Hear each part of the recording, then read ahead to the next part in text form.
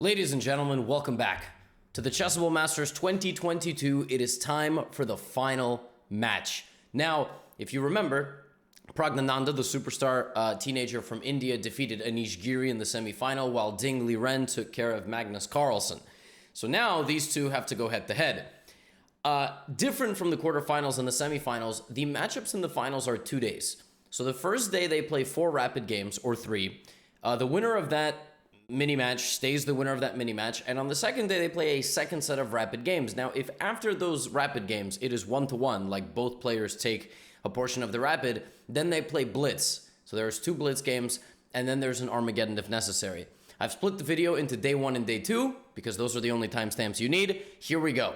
The real question here is, Pragg has defeated Anish Giri, he's defeated Magnus Carlsen, but he hasn't had a chance yet to show his might against Ding Liren. So let's see what happens. This is their very first rapid game, and it's an exchange variation Queen's Gambit declined with quite a theoretical status. I mean, basically the advantage of playing this move order by white is you haven't played the move knight to f3 yet, which means that you can play knight to e2 after you play bishop d3 and queen c2. So Ding Liren is really just challenging his younger opponent in sort of the ins and outs, the inner workings of a QGD. Pragg is very well prepared and chooses to play this kind of unique approach, a4.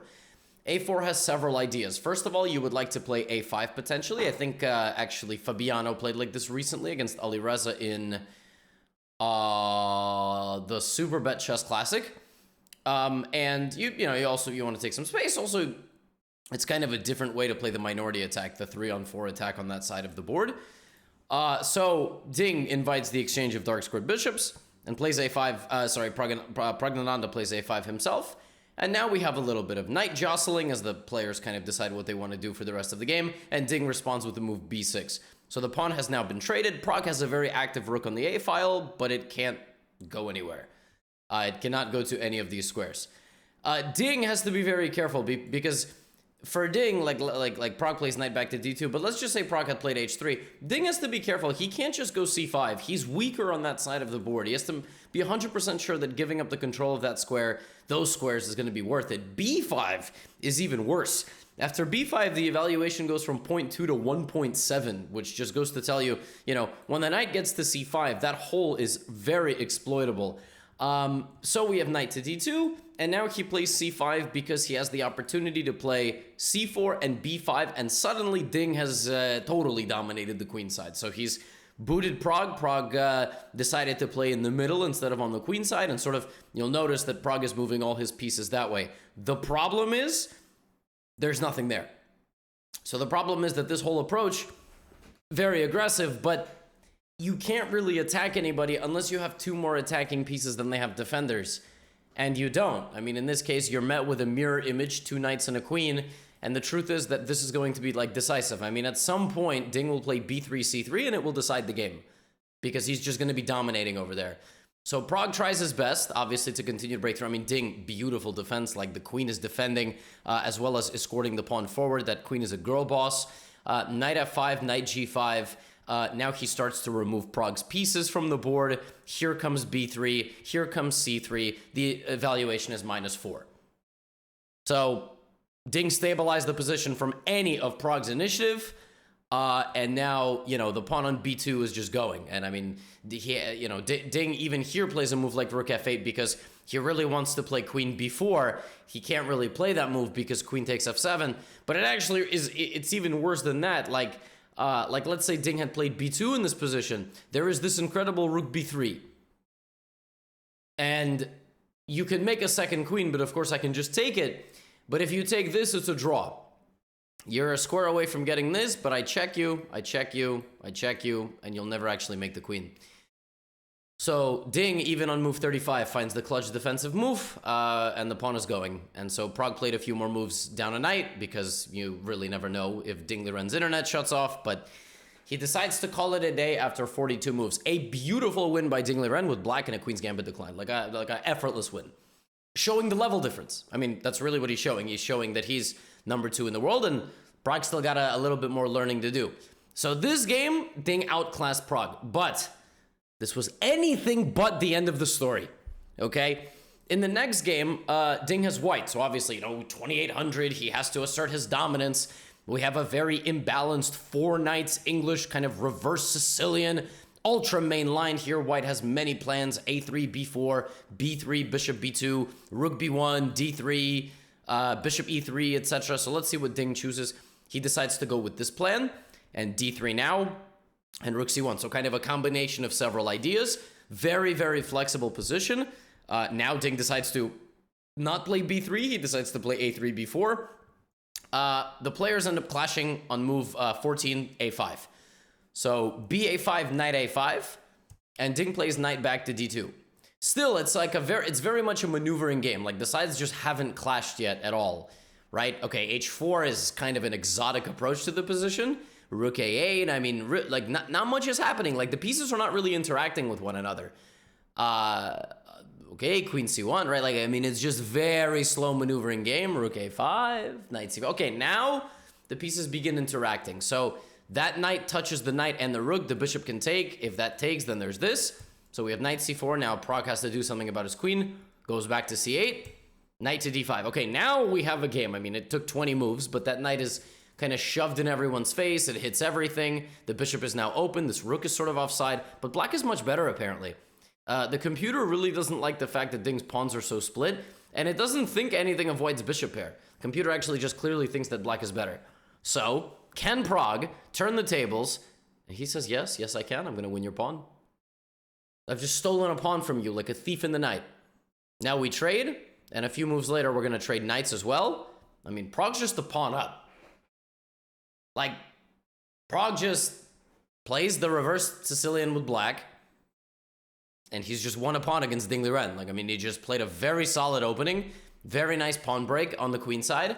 Yeah, I mean, okay. Ding is trading pieces because he thinks that the 2-on-1 is insignificant. Like, he thinks that Prague's advantage here is very limited. He actually has a point. Because already the computer is trying to say that, white is barely better. White is barely worse, even though white is a clean pawn down. White is barely worse because it's very difficult for black to actually do anything, right? It's got to be too difficult for Prague to do something, right? I mean, Prague is playing at 2800. Whoa. Now we have a rook endgame, okay, with a random c-pawn that's not really going anywhere. So can Prague actually beat a 2800? Is that what we're doing here? I mean, I know he's beaten Magnus, but how easy is this? Well, apparently it's quite easy. The reason that Prague did not take on f2 is because after king g3, rook f1, white is paralyzing black. So if black were to leave and do this, this is a drawn rook endgame. This is a 2-on-1 rook endgame. You have to know a little bit of technique here. They do, because they're better than you. They're better than me too, but they're less better than me than they are than you. You understand? Does that make sense? So, like, I know that this is a drawn rook endgame because of the Philidor position. You might not know what that is and just go, yeah, Levy, shut up. I mean, don't shut up because I clicked on the video. I actually want you to talk, but don't insult me. No, actually, you can insult me. It's okay. I just had a fake conversation on your behalf with myself. So instead of that, Prague waits. He waits. Now he decides to capture, and the difference here is that Prague is basically claiming that this is not a draw. Like, he's going to play a little bit more, and he's not going to let Ding, hold. And here, for reasons I can't quite explain, Ding just, like, loses the game immediately. But it wasn't so simple to figure out why. So, apparently, the drawing technique here by white to continue to keep black in a lock is to play rook e7, and then play rook e8, or rook e4. You have to cut the king off on this rectangle, and that's what you're doing here with the rook. If I go king f5, rook back to e8. If I play f6, rook e7, g5, rook e8, or e4, kick the king, rook e8, etc. Actually, maybe not rook e8, maybe rook d7 now. You basically need to keep the king from getting too close. This, of course, will lose material after rook d6 check, but there might even be ef, king f5, and something like this. And the point is that at any moment, we are back to the one-pawn rook endgame, or we're back to a drawn king and pawn endgame. So, very tricky, and he doesn't see that. Instead, he does this, and the black king escapes out to the e-file, I think here g5 was even better. I think that was what the computer was saying. But that doesn't happen, and Prague just finds a way to like activate his king. Once the king is active on the e file, it's gonna go here, touch the pawn, and that means that this rook is gonna get out. And that's exactly what happens. Ding just resigns here, because for example, rook takes g6, there's just rook g1. And if you try to not let the king get close, that's no problem because I have g5. You try to not let me get close, I play g4, I have the lock, that's it. Once my f-pawn is saved, that means my rook can go. My rook is going to be mad that you did not let him move. Prague just beat Ding in a drawn rook endgame with black, also effortlessly. Wow. I got to take a sip of my oat milk latte. This video is sponsored by oat milk lattes. Amazing. Absolutely incredible job there from Prague. So let's go. Game number 3 of day number 1. This time we have a different opening. So we don't have knight c3, we have knight f3, knight c3, and we have the semi-Slav defense from Ding Liren. Prague plays the most aggressive approach, which is bishop g5. Ding Liren plays knight bd7 and queen a5. So this is called the Cambridge Springs. Probably, presumably, because there are springs in Cambridge, like the water in the ground springs. Although it could be something about the springs of Cambridge. I don't know. Somebody should look up the origin and tell me in the comments. Cambridge Springs has a couple of tactical ideas, like hitting this bishop when this pawn captures, knight e4 playing here, also bishop b4. The best move against queen to a5 is for white to play this move knight to d2. Theoretically speaking, this is the best move, I think. But you have to know your stuff. You can also just kind of simplify with cd5. Now black will take with the e-pawn to get the same exact structure. If you remember from a couple of games ago, that was the structure. So Ding played like this. So look at the structure, little diagonal of pawns here, e takes d5. The difference between these two structures is that white played knight f3 and black played knight d7, queen a5. In the first game, if we got to this position and black didn't play bishop f5, for example, black would kind of be an idiot. Like if black decided to do this, like that doesn't make any sense. Like why are you blocking, right? If you already have the option to move the bishop, why aren't you doing it? The difference between the two games is that Ding chose this setup prior to white capturing on d5. So that's basically what white is doing. But Ding takes with the knight. He takes with the knight. And I mean, this is known to be good for white. I mean, white has a pretty considerable advantage here, but it's a rapid game, so it's difficult to prove that advantage, right? b6, like look how congested black is on the queen side. Black is still trying to equalize, trying to trade a few of white's pieces to make sure that you catch up on the lead in development. I mean, like, visually speaking, this looks amazing for white. Like, this position just looks great for white. Big boy center, 2 rooks in the middle. The problem is, it's not. The problem is that you can't just look at this position. It's not like a painting, all right? You look at a museum, you can't change the painting. Chess is not a painting. You can't look at the board and go, I'm better, I'm gonna stop playing. You have to play. Chess is all about future prospects. What does white do here? Like, Prague has to make moves. If he doesn't, black will expand into his position, at some point crack him over the head, and these pawns will become weaknesses.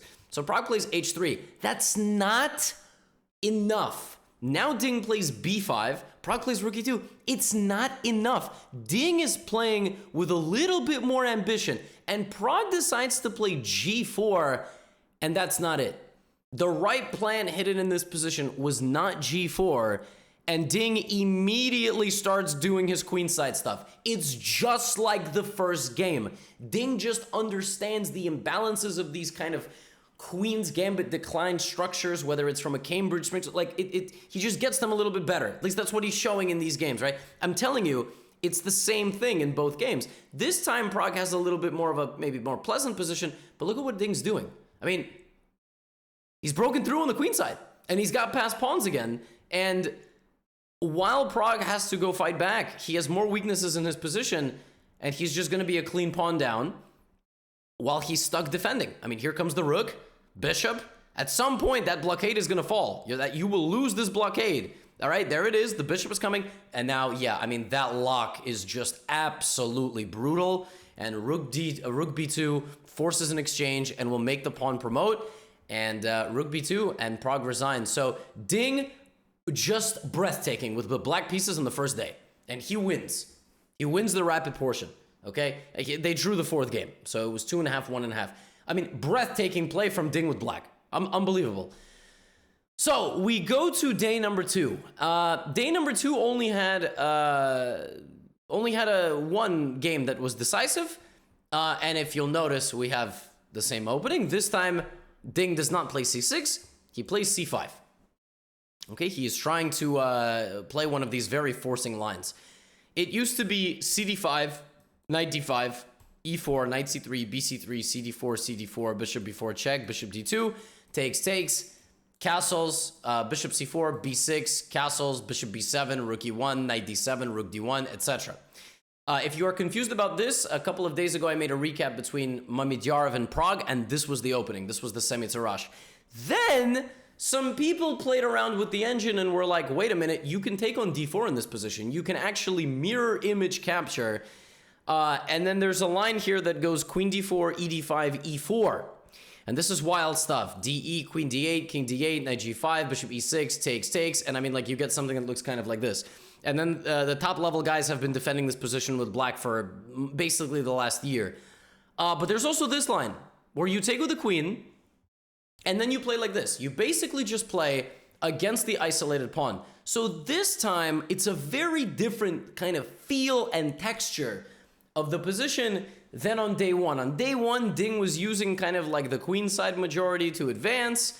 Today he has an isolated pawn. So his structure is not one that he's been able to outplay Prague in, and we just get kind of a very stable, isolated pawn position.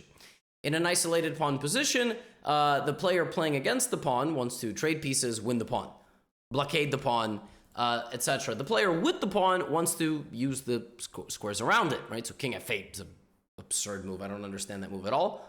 Bishop back to b1. Okay, so there you go. We're trying to use the space around the pawn to get to c4, for example. Queen trade. So Prague gets rid of the queen, moves his rook out of danger, and Ding continues to try to get queenside shenanigans, as he has sort of multiple times. The problem is that there's too much stability in the white position. Like, Ding cannot really advance with his pawns here. So we're headed for an endgame, right? The more pieces that are traded, we're obviously heading for an endgame. So knight d4, rook a5. Obviously, there's various piece jostlings here. Rook trade. What did I mention a while ago? At some point, the pawn will fall. Now, what black is relying on here is more play. So black has lost his isolated pawn, which is traditionally supposed to be a weakness. And now he's relying on active play in order to offset the pawn and, you know, kind of say this bishop is garbage. So Prague, remember that endgame that he had with black on day 1? He has to squeeze water from a stone. I mean, Ding has a beautiful position, extremely active position. So how is Prague in any way, shape, or form going to win this game? Okay, Ding sends the game into rook versus rook knight versus rook bishop endgame, and Prague just keeps playing. And that's honestly the secret. Just keep playing, keep making moves. At some point, time will get low. Okay, beautiful position, beautiful position. All right, you know, now we have a rook endgame. So Ding is not convinced. For a second time in a row that we've seen Prague pushing for a win, Ding does not respect the endgame prowess. You cannot take because this. So rook in 3 versus rook in 4 is a draw. However, rook and passed a pawn surviving is a very different story. So you see the harassment here that Prague is putting Ding through. He wants this pawn, but Ding is doing a good job defending. The king is going, the king is going, the king is going. And now we see the problem. The king has made it. Prague can give up the e4 pawn for the b5 pawn, and that's it. I mean, this is a completely different endgame. And Ding can give as many checks as he wants. But the truth is, at some point, he will run out of them. You will get to the rook, and black is completely lost. It doesn't matter how much counterplay you create. 3 cannot run over 3. It's just not possible, all right? So, and look at this, beautiful. He locks it down completely. Now Ding has to make some sort of decision. He no longer can break through, and here comes the a-pawn. And Ding checks until the king hides behind the pawns and resigns. And Prague has defeated Ding again in a rook endgame. And Prague actually won the rapid portion of day number 2. So we go to Blitz. It's all square. It takes 2 Blitz games. The winner of this mini match of Blitz, or the Armageddon, is the champion of the Chessable Masters. First game, Prague has white. And we have a Rogozin, queen a4 check, so another different defense played by Ding. Queen a4, defending the bishop. And this is all theory, so don't worry about it. We're not gonna, knight b4. I mean, I haven't seen knight b4 actually, but yeah, here's the structure of the opening. Bishop d3, and a few moves later, Prog will castle. Okay, white has more space in the center, but as we know, these Queen's Gambit declined positions are very resilient. At some point, Ding will play the move c5, literally right now, by the way, and he is going to ask a few questions of the Prog pawn structure. Prog can't just, take everything twice and just claim he's better. He decides to play bishop e5 attacking the rook, but the rook goes to c8, and yeah, that bishop is hanging, but this bishop is hanging if you take it. So bishop d4, bishop a7, and Prog, again, is grabbing a pawn. He is just completely not convinced that Ding can defend a position against him a pawn down. Ding, in this position, can play bishop e4, rook a7, and defend very similar that he had last game, an outside pass pawn position. Ding chooses not to do that. He plays like this, and folks, we've been here before. Ding giving up a pawn for activity, and it might be correct according to the machine, but it's very difficult to defend this position. Ding has a really awesome position, but so does Prog, and Prog has an outside pass pawn. And Prog, for a third time in today's video, is trying to beat Ding a pawn up. For a third time, and a very similar situation to last game, knight versus bishop. Prog's got to chill out, roll up his sleeves. If he's already wearing short sleeves, roll them up to show off his shoulders. All right, here we go, a5. a6, the pawn is just, it is a thorn in the position. All right, rook down to c2, it is +3. Prog is completely winning. In a perfect world, he plays queen b7, but actually, wait a minute, that's why I'm not playing the games, that's why I'm analyzing. But in a perfect world, he gets he gets this, and then he goes here, and then knight e4, etc., and rook a8. It's not a perfect world, because it's never too late to hang mate in 2, you would know something about that. So instead of that, he takes, and now Ding has sacrificed 2 pawns for activity. Ding Liren is dead lost, but you still have to beat him. That's the thing. He's not just gonna, fall over and let you win the game. So Prog gives up f2. Ding, of course, doesn't take it because he doesn't want to trade rooks. The more pieces he trades, the closer he is to losing. He doesn't actually take, and Prog decides to go for this endgame. Now, this endgame is completely winning for white. If it's Magnus, if it's anybody else, there's still chess to be played. So, look at how good this position is. Just honestly, look at this position. Prog just brings every piece. Absolute domination here by Prog. He plays rook c7 check, king to e6, repeats moves once, and plays rook back to c1. Bishop to b6, and in this position, if Prog just plays rook a1 and advances, game is over. Because there's this. And if king e6 here, you can still play knight c6. If king d6 here, you play a7. Bishop a7, knight a7, and that's it. You just have an extra knight in a rook endgame. You have a horse, the other guy doesn't. Prog is winning with rook a1. Instead of that, Prog plays a7, blundering the fact that there is, first of all, bishop a7, knight c6, king e6, here, rook b4, king f3, and a draw. Kind of insane. I think there's a draw here. Maybe there isn't, but I think there's a repetition of moves somewhere here. Like, white cannot go too far because all of a sudden the pawns get attacked. So first of all, black can take on a7, but second of all, there is this, and who guards a7? And here white has to find rook d1. If bishop a7, there is knight c6, and then the rook gets in. But Prog plays rook b1, and all of a sudden, it's a draw. Oh my, it's a draw. He's so close, but bishop d4 defends everything. And that's it. Somehow, Ding defends his whole structure. And we fight all the way down to the bitter end. And even though you are up a horse, there is no checkmating material. Prog, so close. But okay, it's a draw. He still has one more game. All right? The winner of this game wins the Chessable Masters. It's a Nimso Indian by Prog. Ding plays bishop d2, a slight sideline, and we have a3, and the first pawn is traded. Rook c1, c5, takes, and here is the pawn structure. Black has the hanging pawns on c5 and d5.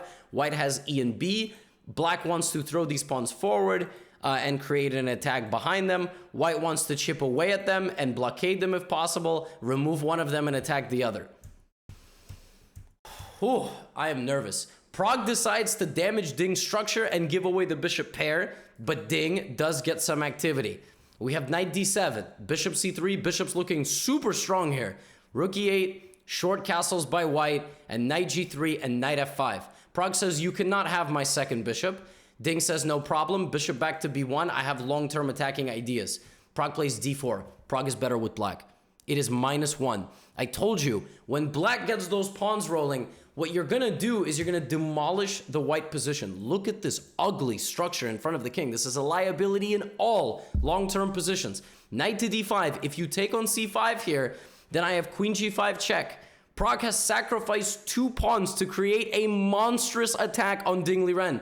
If Ding plays rook g1, queen f4 wins the game because you simply get in. For example, if king to h1 here, knight takes c3, and the queen is just hanging. So, queen a4 by white, knight f4, queen h5 threatening mate, rook g3, knight e2. Here, Ding Liren is sacrificing one of his rooks.